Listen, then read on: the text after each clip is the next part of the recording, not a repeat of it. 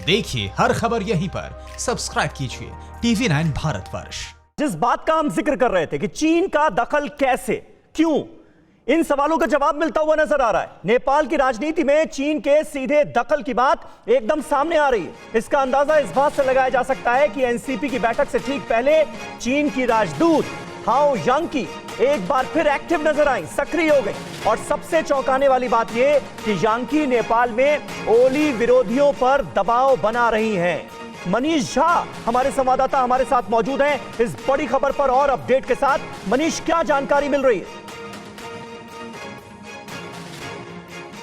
देखिए समीर, पुष्पेश जी हालांकि कह रहे थे, युवराज भी कह रहे थे, लेकिन एक बात जरूर सोचने की है कि ऐसा नहीं है कि नेपाल की आंतरिक राजनीति में चीन दखल नहीं दे रहा है। हाँ। या KP Sharma Oli China card को खेलते हुए जानबूझकर भारत के खिलाफ माहौल नहीं बना रहे हैं। और ऐसे में ये भी कहना कि भारत एकदम तटस्थ हो, भारत कोई मतलब ना रखे और भारत एकदम इग्नोर कर दे, वो भी उचित प्रतीत नहीं होता है। खास करके एक ऐसे समय में जब भारत और नेपाल के बीच बहुत मजबूत संबंध थे और सत्ता में बैठा एक व्यक्ति। और देखिए मनीष, जब हम और आप बात कर रहे हैं इस वक्त केपी शर्मा ओली जो कि पाकिस्तान के प्रधानमंत्री हैं, काठमांडू में उनके घर पहुंचे हैं प्रचंड। ये इस वक्त की ताजा तस्वीरें, ताजा अपडेट TV9 भारतवर्ष पर सबसे पहले आप देख रहे हैं। प्रचंड पहुंचे हैं केपी शर्मा ओली से मुलाकात करने के लिए और ये मुलाकात भी अपने आप में बहुत डिसाइसिव मानी जा रही है। लेकिन चीन की राजदूत के साथ जो केपी शर्मा ओली की मुलाकात हुई, उसकी तस्वीरें भी मनीष हम अपने दर्शकों को दिखा रहे हैं और आप बता रहे थे कि इन मुलाकातों का मतलब आखिर है क्या? हाँ बिल्कुल, देखिए शुरू में क्या किया ओली साहब ने, सबसे पहले भारत विरोध के नाम पर नेपाल की जनमत को तैयार करना शुरू किया। लेकिन हाँ। उनकी पोल पट्टी तब खुल गई जब स्वयं नेपाल के पूर्व प्रधानमंत्री प्रचंड ने कहा कि आप भारत पर मत आरोप लगाइए, हम नहीं चाहते हैं कि आप गद्दी पर रहें, आपको गद्दी से उतरना पड़ेगा। और फिर सिर्फ प्रचंड साहब की बात नहीं थी, बल्कि नेपाल की राजनीति के सीनियर नेताओं ने कहा कि केपी शर्मा ओली आज जो कुछ कर रहे हैं भारत विरोध के नाम पर, वो नेपाल के लिए खतरा है। और इसी वजह से रही बात एक राजदूत को, आप देखिए कोई भी देश में कोई विदेशी राजदूत तब एक्टिव होता है जब वहां की सत्ता, वहां की सरकार उसकी इजाजत देती है।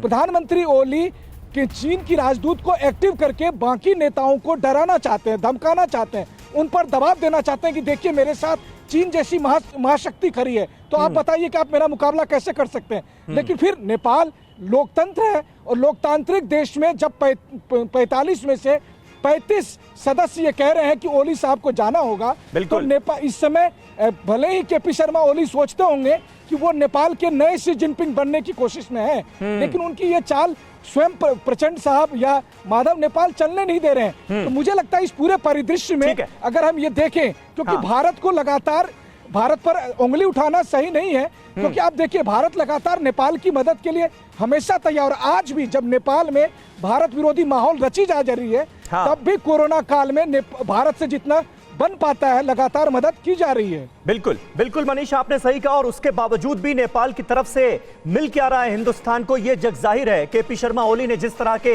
एंटी इंडिया स्टैंड्स लिए हैं, उससे कहीं ना कहीं साफ जाहिर होता है। TV9 network 6 languages, Hindi, English, Telugu, Kannada, Marathi and Gujarati. 56 crore impressions. India's number 1 news network TV9 network.